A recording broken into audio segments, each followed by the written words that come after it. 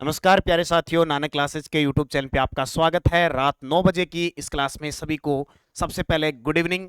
और आज का जो टॉपिक रहेगा हमारा, क्योंकि राजस्थान की कला संस्कृति शुरू की जा चुकी है और आज की कला संस्कृति में टॉपिक है राजस्थान के संत संप्रदाय। क्योंकि कल हमने पढ़ लिया लोक देवी देवता। क्या पढ़े थे? लोक देवी देवता।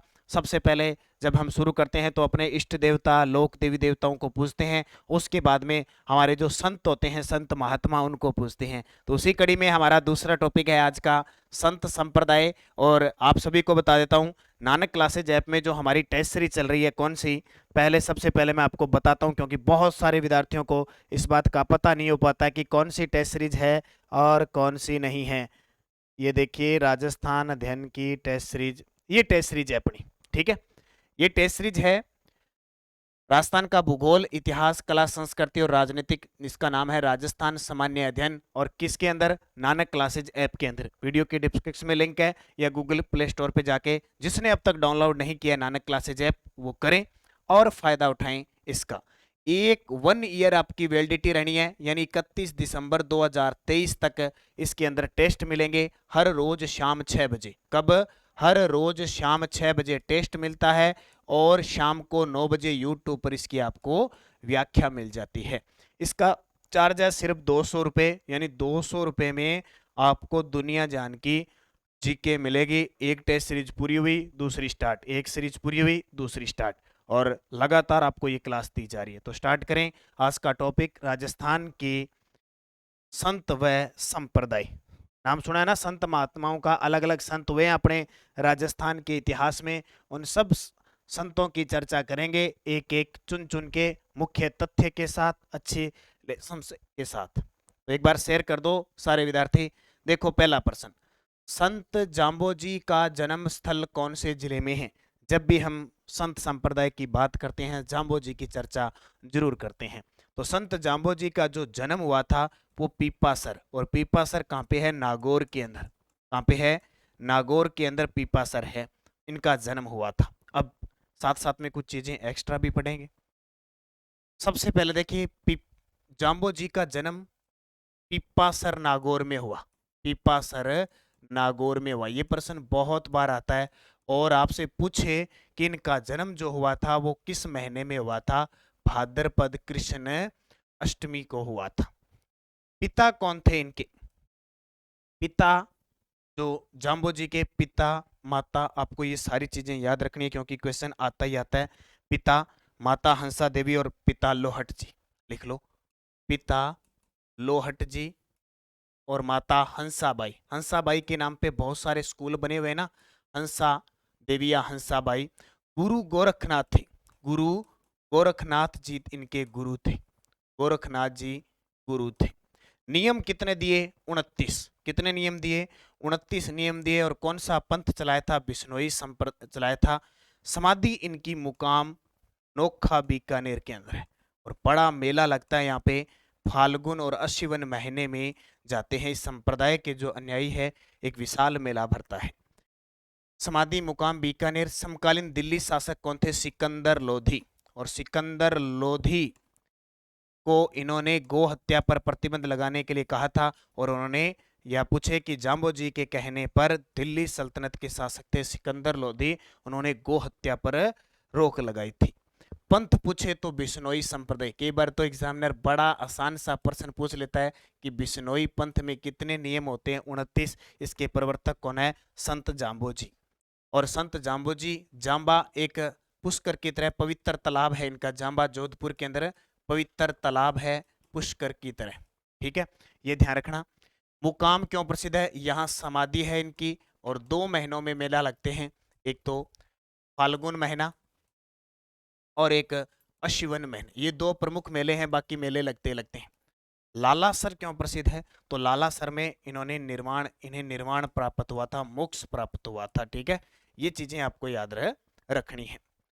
इसके अलावा देखो, ग्रंथ इनके याद रखना, जंब सागर, जंब गीता, जंब संहिता और बिश्नोई धर्म प्रकाश, ये इनके ग्रंथ है। किनके? जाम्बोजी के। तो ये चीज याद रखना। एक स्थान और याद रखना, लोधीपुर स्थान आता है उत्तर प्रदेश में। क्यों प्रसिद्ध है? यहाँ कहते हैं कि जाम्बोजी घूमने गए थे। तो ये सारी चीजें आपको संत जाम्बोजी के बारे में याद रखना है।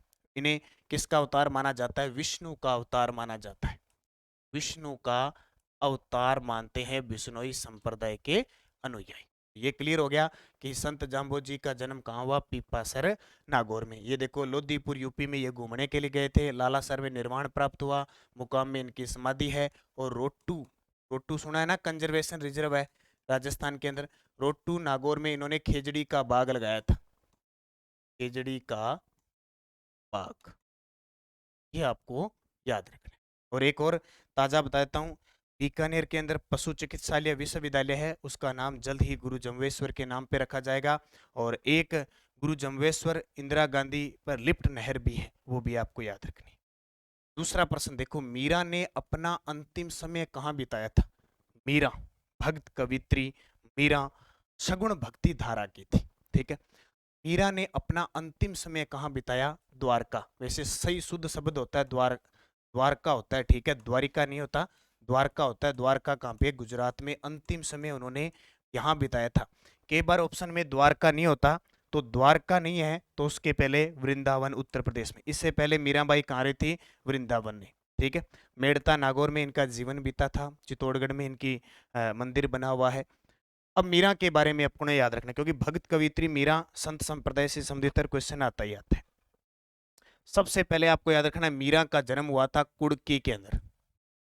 कुड़की पाली में इनका जन्म हुआ था 1498 ईस्वी में। कब? 1498 ईस्वी में इनका जन्म हुआ था। पिता इनके रतन सिंह थे, रतन सिंह राठौड़ थे। बहुत बार प्रश्न आता है कि मीरा का जन्म किस परिवार में हुआ? राठौड़ परिवार में। दादा इनके दूधा थे। दादा कौन थे? दूधा थे। उपाधि इन्हें राजस्थान की राधा कहते हैं।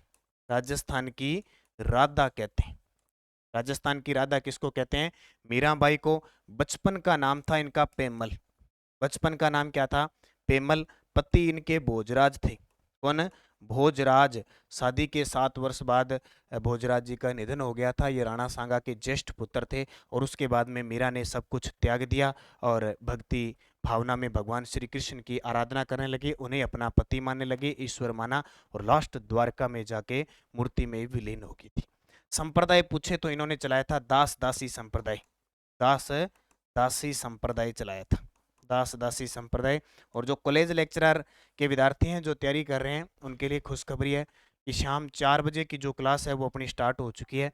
शाम 4 बजे कॉलेज असिस्टेंट प्रोफेसर के जितने भी टॉपिक है उन टॉपिक वाइज आपको क्लास मिलेगी। जैसे आज आपको क्लास मिली, इतिहास शुरू किया था मैंने, मेवाड़ का प्रथम पार्ट अभ्युदय से लेके और रावल शाह का जो रतन सिंह था वहां तक पढ़ाया था आपको।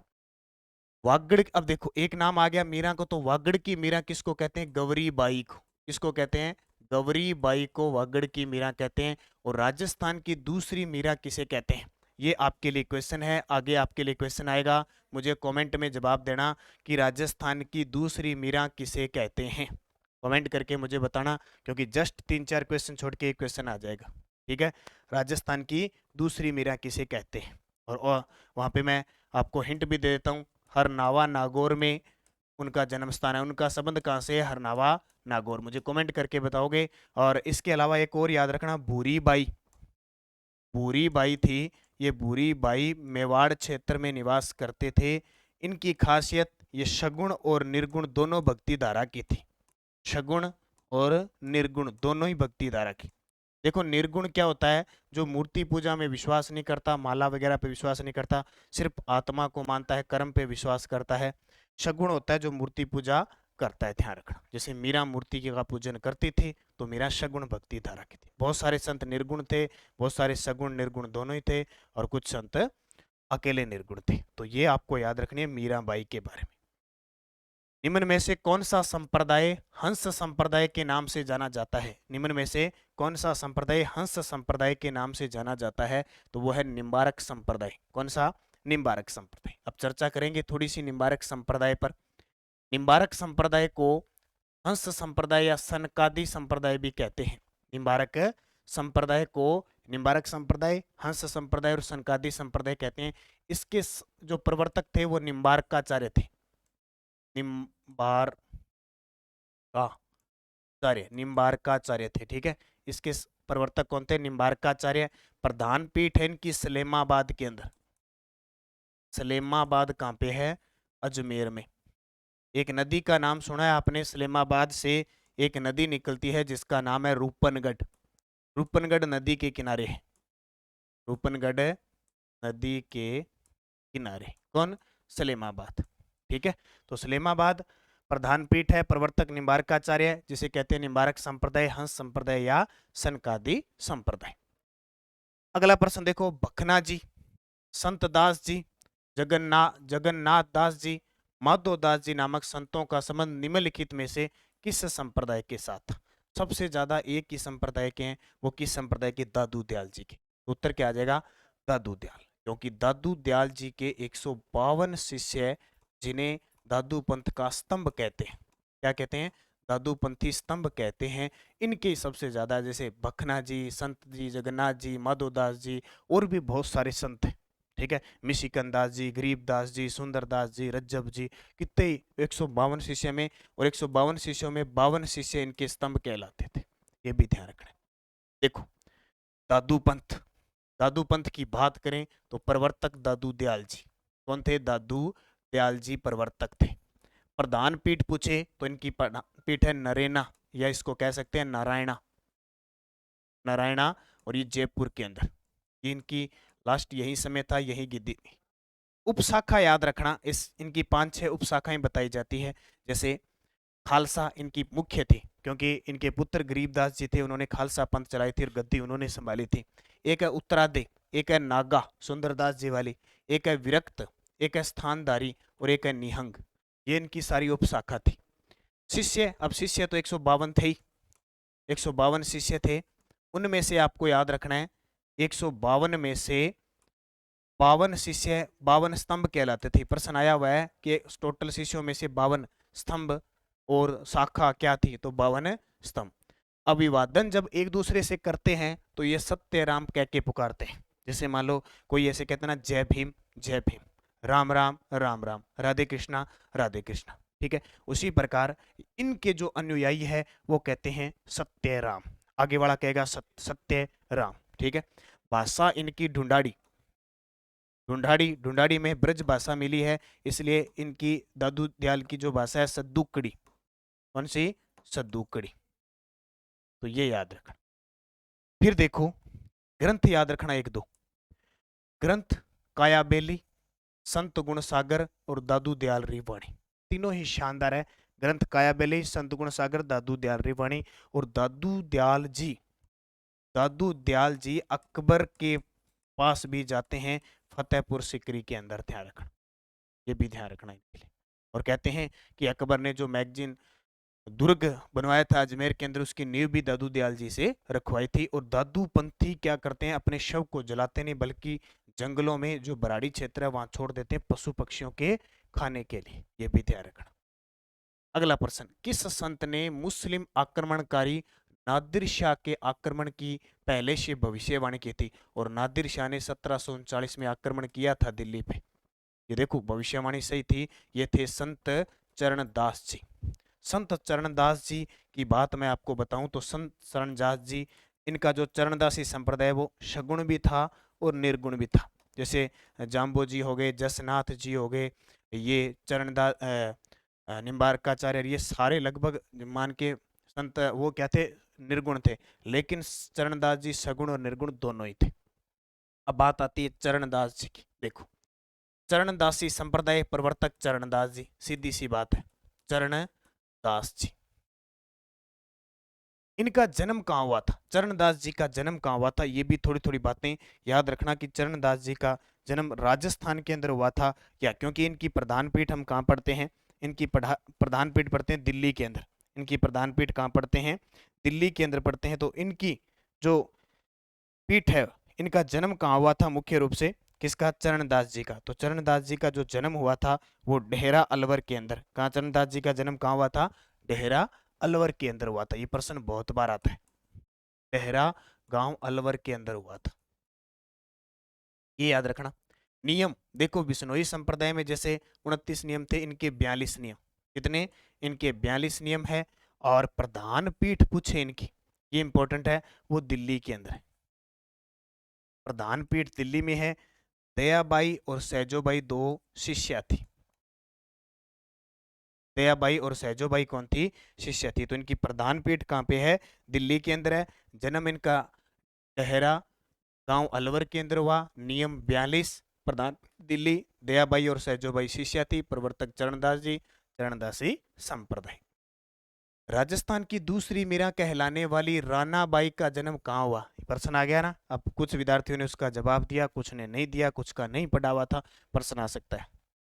तो रानाबाई का जन्म हुआ था हरनाव नागौर में। ये प्रश्न बहुत बार रिपीट हुआ है प्रश्न, और आरपीएससी तो स्पेशल करती है इसको, चुन चुन के डालती है, बताने क्या है।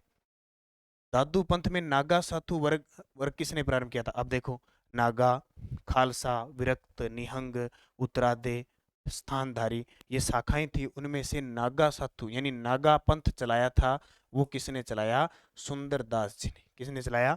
सुंदरदास जी ने चलाया। बखना जी, रज्जब जी, गरीबदास जी, ये सारे शिष्य थे। गरीबदास जी तो दादू दयाल जी के पुत्र थे, जिन्होंने खालसा पंथ चलाया था। अब बात आई है सुंदरदास जी की। बहुत चर्चा में सबसे ज्यादा दादू शिष्यों में या तो रज्जब जी या सुंदरदास जी, दोनों इंपॉर्टेंट है। देखो, सुंदरदास जी पंथ कौन सा चलाया? नागा पंथ। नागा पंथ चलाया। गुरु कौन थे सुंदरदास जी के? तो सीधी सी बात है, दादू दयाल जी। गुरु कौन थे? दादू दयाल जी। और भी पढ़ लो साथ साथ में। प्रधान पीठ इनकी दोसा। प्रधान पीठ इनकी दोसा। ग्रंथ ज्ञान समुंदर, सुंदर विलास, सदगुरु महिमा, स्वपन, प्रबोध, यानी बहुत सारे ग्रंथ इन्होंने लिखे थे। और उपाधि इनको दूसरा शंकराचार्य कहते हैं। दूसरा शंकराचार्य कहते हैं। दूसरा शंकराचार्य कहते हैं इन्हें सुंदरदास जी। कौन सा? नागापंथ। गुरु दादू दयाल जी। प्रधान पीठ दोसा। ग्रंथ मुख्य रूप से ज्ञान समुंदर, सुंदर विलास ज्यादा पूछा जाता है। उपाधि इन्हें दूसरा शंकराचार्य कहा जाता है। फिर देखो, निम्न में से कौन से संत आजीवन दूल्हे के वेश में रहकर दादूपंथी संप्रदाय का व्याख्यान किया? अब दादू दयाल जी के 152 शिष्य थे, उनमें से 52 स्तंभ भी थे। स्तंभ का मतलब क्या हो गया? कि इन्होंने सबसे ज्यादा दादूपंथी का व्याख्यान किया था, किसी भी रूप में हो। उनमें से एक नाम आता है रज्जब जी। क्या आता है? रज्जब जी ऐसे थे कि दूल्हे के वेश में रह के, कहते हैं कि रज्जब जी की शादी हो रही थी, और रज्जब जी जब दूल्हे बन के गए तो कहते हैं कि बारात उनकी जा रही थी, और कहीं से दादू दयाल जी की उनको वाणी सुनी, उपदेश दे रहे थे, तो कहते बारात वगैरह छोड़ के और कहाँ चले गए? वो दादू दयाल जी के उपदेश सुनने लगे। कहते हैं कि इतने मन उनका मन उनकी तरफ चला गया कि जीवन भर उन्होंने दादू दयाल की वाणी का व्याख्यान किया। उस वजह से उनको कहते हैं कि भाई रज्जब जी को दूल्हे के वेश में, मान लो दूल्हे के वेश में तो क्या, मान लो दूल्हे थे और वाणी का गुणगान करने लगे और वहीं रहने लगे, तो रज्जब जी के लिए कहते हैं। उस समय की बात है, आज ऐसे मत कर देना कोई चलते फिरते किसी की वाणी सुन ली। वो सिद्ध संत थे, जैसे दादू दयाल जी, और कहीं बड़ी मुश्किलों तो किंग ब्याह मंडड़ो वैर जल्दी सी बिन दुल्लग वेश बनाओ बुकिंग लारा टिपजे ध्यान रखियो। ठीक है, वे दादू दयाल जी आज तक गजब का संत था, और उनकी वाणी ऐसी थी कि हर किसी को मोह लेती थी। और इतने उनके शिष्य भी 152 में ऐसे कोई छोटी मोटी सा सिद्ध नहीं थे। देखो, सुंदरदास जी, बखना जी, माधोदास जी, गरीबदास जी सा। ठीक है, आजकल यहाँ को नहीं थे कड़ी बाबा के लारे उड़ जाए और बाबू जेल में उड़ जाए, तो बाबी थाने ध्यान रखने। किसा? रज्जब जी। अब रज्जब जी की बात एक याद रखना, रज्जब जी का ग्रंथ है सरवंगी। सरवंगी इनका ग्रंथ है, ये याद रखना, एक बार पूछ लेता है। और रज्जब वाणी, रज्जब वाणी, ये ग्रंथ याद रख लियो कि एक बार पेपर में आ जाए। अगला देखो, और ये भी असिस्टेंट प्रोफेसर की वैकेंसी आने वाली है, मान के चलो, बस नोटिफिकेशन जारी होने वाला है। लगभग 1952 पद है, नेट सेट योग्य होते हैं। तो अपनी नानक क्लासेज ऐप में टेस्ट सीरीज चल रही है तृतीय प्रश्न पत्र के लिए, और आज शाम से 4 बजे से लाइव क्लास में आपके लिए इनके टॉपिक वाइज वीडियो भी स्टार्ट हो गए। तो वही अच्छे तरीके से पढ़ो, अध्ययन करो, क्योंकि आप सारे सब्जेक्ट में मजबूत होते हो, लेकिन आपको मार क्या जाती है? ये तृतीय प्रश्न पत्र। आरपीएससी फर्स्ट ग्रेड वालों को भी ये मार जाती है, तो आप इसका ध्यान अच्छे करें। इसलिए हमने पहले से ये टेस्ट सीरीज चला दी, पूरा सिलेबस दिया हुआ, सिलेबस के अकॉर्डिंग टेस्ट हो रहे हैं। जैसे पहले टेस्ट हो गए वो वहीं पढ़ें, आप उनकी तारीख लगा लें भी हमें ये टेस्ट इतनी तारीख को देना है, और आप वो टेस्ट दें। निरंजनी संप्रदाय की प्रमुख पीठ कहाँ स्थित है? निरंजनी संप्रदाय की प्रमुख पीठ है गाडा डिडवाना नागौर के अंदर। गाडा डिडवाना नागौर के अंदर। डिडवाना। देखो निरंजनी संप्रदाय के प्रवर्तक कौन थे? हरिदास जी। कौन थे? हरिदास जी। हरिदास जी का पहले नाम था हरि सिंह सांखला। हरि सिंह सांखला थे। हरि सिंह सांखला, फिर ये बन गए हरिदास जी। और हरिदास जी ऐसे बने कि इन्हें कहते हैं कलयुग का वाल्मीकि। कलियुग का वाल्मीकि। अब इनकी कहानी भी गजब है भाई। संत ये ऐसे वैसे संत नहीं बने। अब कहते हैं कि हरि सिंह जी एक डाकू थे पहले। क्या थे? वो गाना आया नहीं, मैं डाकू एक न मरदा, यानी डाकू बड़े गजब थे हरि सिंह जी। और हरि सिंह जी आते जाते सबको लूट लेते थे, बांध लेते थे, लूटने लग जो सारों की लूट पाट के बिन खाली करके कि अब तू जा जोड़ियो चगे। एक बार कोई गजब का मिल गया, आप जैसा बुद्धिजीवी मिल गया जाते जाते। अब कोई था नहीं, कोई ऋषि मुनि ऐसे ही था, कोई थोड़ा बहुत इनो बिनो बेचारो वो कोई दाना गाल के ले इनो जिया घरों आपा गाल दिया नहीं, वो लिया गेर गट्टो मांगा आपा एक बाटी भी गाल दिया। तो वो कहीं से आया, उसने कहा भी तू मेरे से क्या लूटेगा, मेरे कन तो की कोनी लूटने कणक है 2 किलो ले जा। उसने कहा तो एक काम कर, पहले तू ये आते जाते राहगीरों को लूटता है और तू अपने परिवार का पालन पोषण करता है, तू पहले जाके अपने परिवार के पास पूछ के आ कि तू ये जो पाप कर रहा है, ये जो पाप उसका उसका सहभागी तेरे घर वाले बनेंगे। तेरे कोई पत्नी है, तेरे बच्चे हैं या माता पिता है, तो उनको ले जाके तू खुद पाप करके और उनको देता है, वो मजे से घर पे रहते हैं और भरण पोषण करते हैं। उसने कहा ये बात तो सही है, तू पहले मैं मेरे को बांध दे यहाँ पे, मैं यही कहीं नहीं जाऊंगा, तू पूछ के आ भी क्या ये जो पाप तू कर रहा है उसका सहभागी बनेंगे। वो कहता चलो मैं जाता हूँ। वो घर पे गया, उसने कहा जो लूटा हुआ था माल लेके चला गया और एक बात पूछा सभी से, बोले मैं जो ये पाप करके लोगों को लूट के दीन दुखियों को परेशान करके यहाँ आता हूँ, क्या ये पाप कर रहा हूँ उसका सहभागी बनेंगे? तो पत्नी से पूछा, उसने कहा भाई हम क्यों बनेंगे, पाप तू करता है तू ही भोगेगा। बच्चों से पूछा, ये कहा, उसके माँ बाप से पूछा, ये पूछा। उसने कहा यार वो ऋषि मुनि तो बात सही कह रहा था। उसके दिमाग में आ गई कि जो पाप करेगा वही भुगतेगा, उसका सहभागी कोई नहीं बनेगा, बस ये लूट का माल ले जाते हैं ना, इसमें सहभागी होते हैं। ठीक है, वही बात की दुनियादारी और कुछ नहीं होते, साथ कुछ जाने वाला नहीं होता है। जैसा कर्म करोगे आगे जाके वैसा ही फल मिलेगा। वापिस आया, उसने कहा बाबा जी महाराज बात तो आपने सही कही है। तो उसने कहा मैंने तभी तेरे को कहा था कि तू पूछ के तो आप पाप कर रहा है। कहते हैं कि तब से उसमें सद्बुद्धि आई और उन्होंने तपस्या की और एक बड़े संत बने, हरिदास जी के नाम से प्रसिद्ध हुए, निरंजनी संप्रदाय चलाया। गाडा डिडवाना नागौर में इनकी प्रधान पीठ है। प्राचीन इनका उपना पहले नाम था हरि सिंह सांखला, और किस नाम से प्रसिद्ध हो गए? कलयुग के वाल्मीकि के नाम से। ऐसे संत महात्मा जो डाकू से एक संत बन सकते। किस संप्रदाय में जाल वृक्ष और मोर पंख को पवित्र माना जाता है? जाल का वृक्ष और एक मोर का जो पंख होता है, पहला छोटा होता नहीं, ये छोटा होता, दूसरी तीसरी चौथी में पढ़ता जब किताब का माँ मोर की पंख पांख रखता, कोई दिन तो मैंने मोर की पांख दे दे, या आज तक कई घर पे भी रखते हैं, या किताबों के अंदर रखते थे, पवित्र मानते थे। देख लो, मोर पंख को पवित्र मानते हैं। लेकिन एक संप्रदाय है जसनाथी संप्रदाय, क्योंकि अपने क्या करते हैं, कोई कुछ भी हो, एक ने अगर मोर की पांख रखते तो दूसरों रख लें, तो तीसरों रख लें, तो ऐसे चलते, तो ऐसा सिस्टम चलता था। तो कौन से? जसनाथी संप्रदाय। बहुत चर्चा, बहुत ही गजब के ये संत संप्रदाय हैं जो मुख्य मुख्य पढ़ते हैं, इनकी कहानियां बड़ी गजब है। अब देखो जसनाथी संप्रदाय, थोड़ी सी चर्चा करते हैं। जसनाथी संप्रदाय प्रवर्तक कौन थे? नाम से ही आते हैं, एक तो ये पढ़ने में बड़ी आसानी है, जसनाथ जी। कौन से? जसनाथ जी। प्रधान पीठ कतरिया सर, कतरिया सर बीकानेर। ज्यादातर जाट जाति हुआ नहीं, बेअंगा प्रवर्तक है। नृत्य करते हैं अग्नि नृत्य। ठीक है, फतेह फतेह का उद्घोष करते हैं। कौन से? फतेह फतेह का उद्घोष करते हैं। अग्नि धधकते अंगारों पे चलते हैं, फतेह फतेह का उद्घोष करते हैं। मतीरा फोड़ना, तलवार से करतब दिखाना, ठीक है, नए नए करतब दिखाना, ये इस नृत्य की खासियत है। कतरिया सर बीकानेर जसनाथी संप्रदाय। लालनाथ जी, चोखनाथ जी और स्वाईदास जी इसके प्रमुख जसनाथ जी के शिष्य थे। लालनाथ जी, चोखनाथ जी, स्वाईदास जी, बहुत बार प्रश्न आता है। ठीक है, जसनाथ जी का एक ग्रंथ याद रखना, सिंबूदड़ा। सिंबूदड़ा ग्रंथ बहुत चर्चा में है, और एक कोड़ा। ठीक है, दो ग्रंथ है, एक सिंबूदड़ा और कोड़ा, किसके? जसनाथ जी के। कतरिया सर बीकानेर, पेपर में आसान सही आता है, कतरिया सर बीकानेर में कौन सा संप्रदाय? जसनाथी संप्रदाय। ठीक है, अगला देखो, निम्न को सुमेलित कीजिए। निम्न को सुमेलित कीजिए। संप्रदाय आ गया राम सनई संप्रदाय की 4 शाखाएं थी। कितनी? 4। सिंहथल कहाँ पे है? बीकानेर में। सिंहथल कहाँ पे है? बीकानेर में। रेण कहाँ पे है? नागौर में। खेड़प्पा कहाँ पे है? जोधपुर में। यहाँ से प्रश्न आता ही आता है, हम बहुत बार कंफ्यूज हो जाते हैं। और शाहपुरा कहाँ पे है? भीलवाड़ा में। ये तो बहुत चर्चा में रहता है शाहपुरा। देखो सिंहथल बीकानेर जो शाखा थी उसके जो प्रवर्तक थे वो कौन थे? संत हरिराम दास जी। यानी एक का हो जाएगा 2, ये 2 हो गया, इसका मतलब कहानी खत्म हो गई, उत्तर सीधा ही मिल जाएगा हमें। रेण नागौर के थे संत दरियाव जी 4।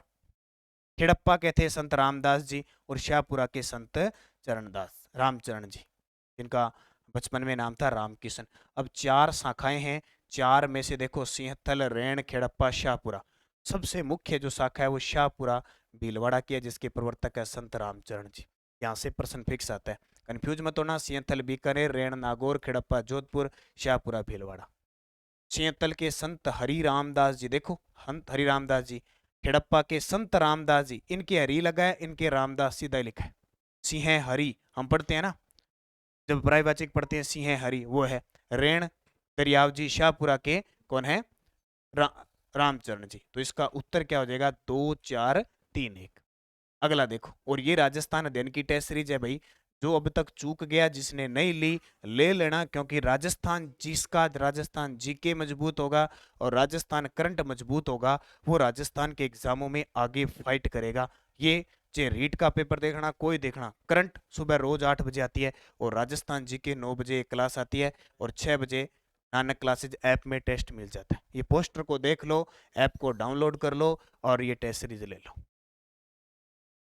निम्न में से कौन सा दादू पंथ का उप संप्रदाय नहीं है? अब मैंने आपको दादू पंथ के जितने भी संप्रदाय बता दिए, खालसा भी है, खाकी भी है, उत्तरादे भी है, सतनामी नहीं है, क्योंकि इसके अलावा एक विरक्त है, एक स्थानधारी है, स्थानधारी कह दो, इन्हीं कोई उत्तरादे कहते हैं वैसे, उत्तरादे, और एक है निहंग। इन शाखाओं के अलावा कोई भी आ जाए वो दादू संप्रदाय की शाखा नहीं है। अगला देखो, अलख्या संप्रदाय की स्थापना किसने की थी? तो अलख्या संप्रदाय की स्थापना लालगिरी ने की थी। किसने? लालगिरी ने। और ये संप्रदाय की पीठ है बीकानेर के अंदर। कहाँ पे है? बीकानेर में पीठ है अलख्या संप्रदाय लालगिरी। अगला, राजस्थान के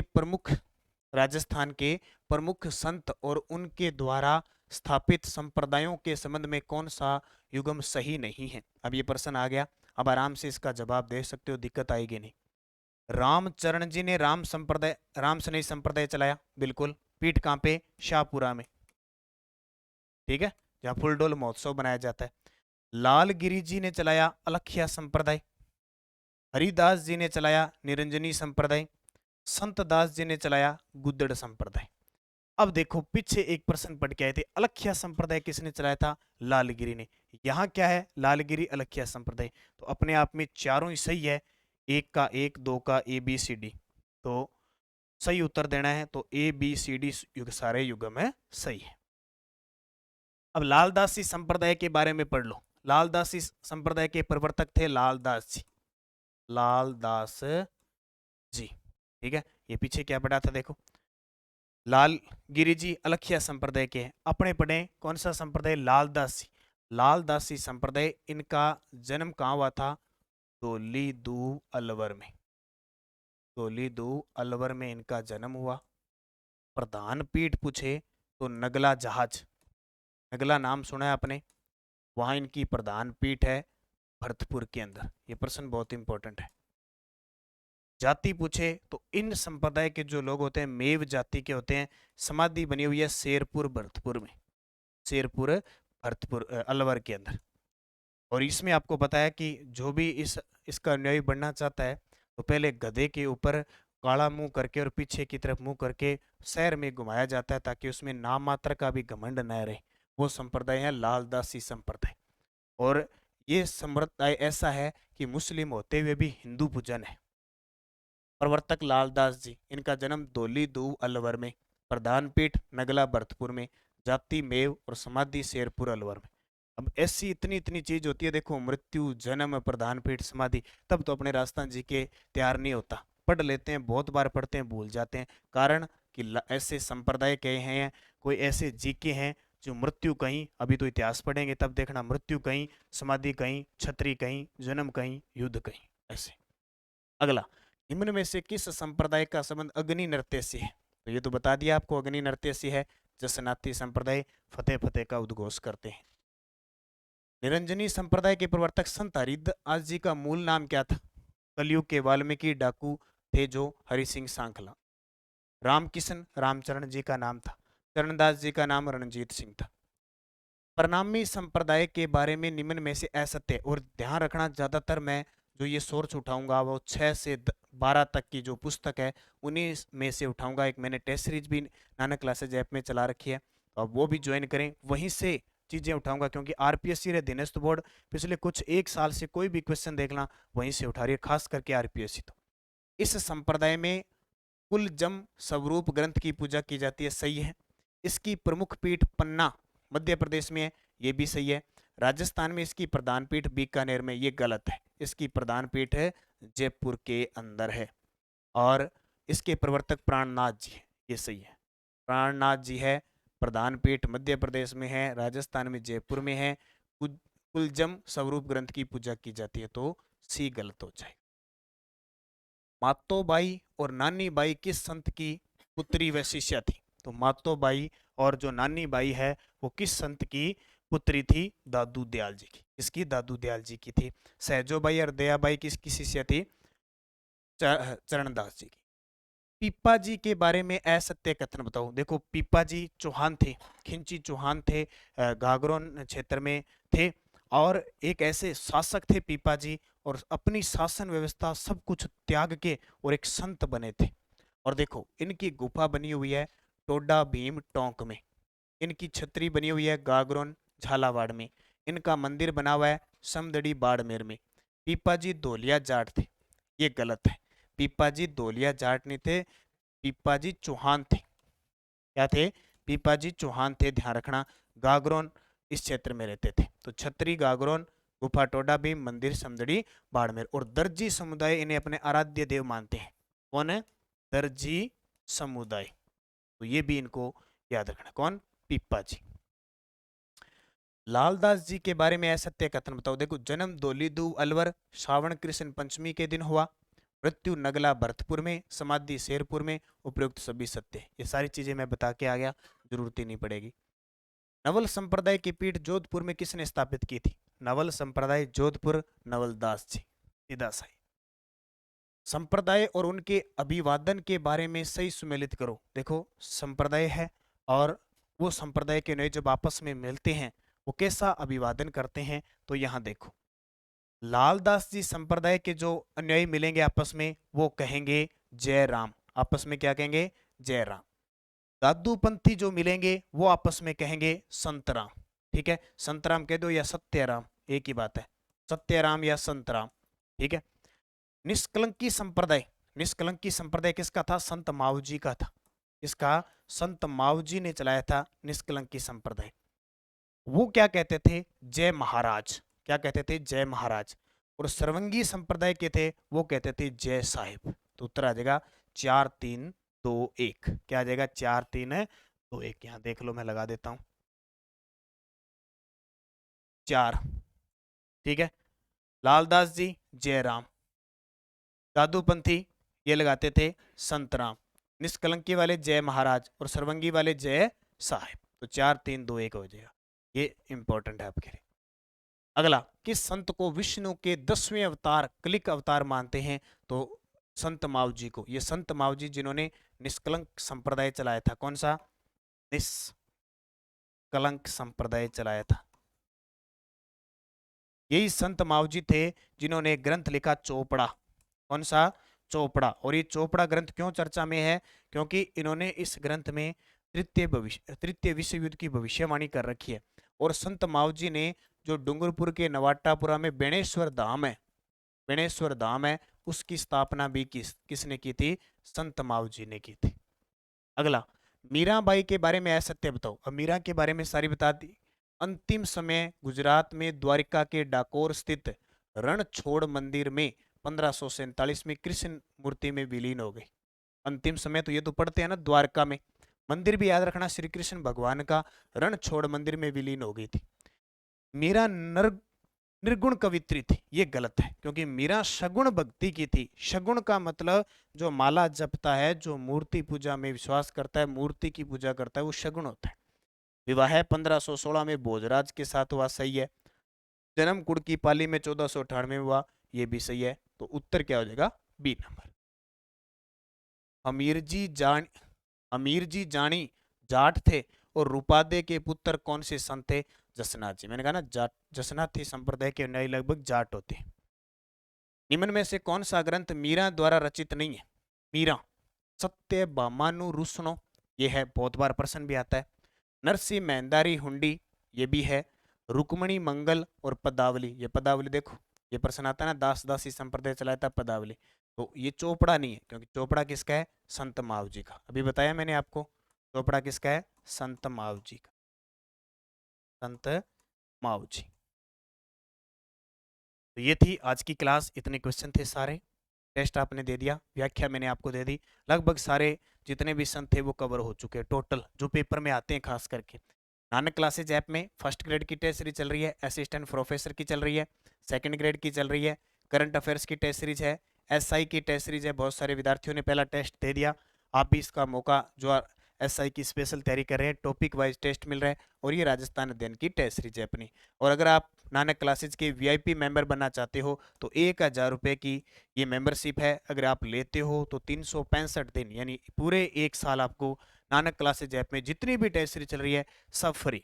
आज आपके लिए लॉन्च हो चुकी है PTI third grade, PTI third grade की टेस्ट सीरीज लॉन्च हो चुकी है, राजस्थान पुलिस की टेस्ट सीरीज लॉन्च हो चुकी है। तो जो भी विद्यार्थी इसकी तैयारी कर रहा है फायदा उठाएं, क्योंकि परीक्षा से पहले अगर आप अभ्यास करेंगे, अध्ययन करें, आपको सफलता जरूर मिलेगी। एक फौजी की तरह, एक जवान की तरह आपको तैयारी करनी है, परीक्षा से पहले तैयार रहना है, अभ्यास करना है। जो भी मैटर पढ़ रहे हो उसको एक टेस्ट के माध्यम से पढ़ोगे तो आपको सफलता जरूर मिलेगी। तो ये थी आज की क्लास। धन्यवाद। जय हिंद, जय भारत, जय राजस्थान।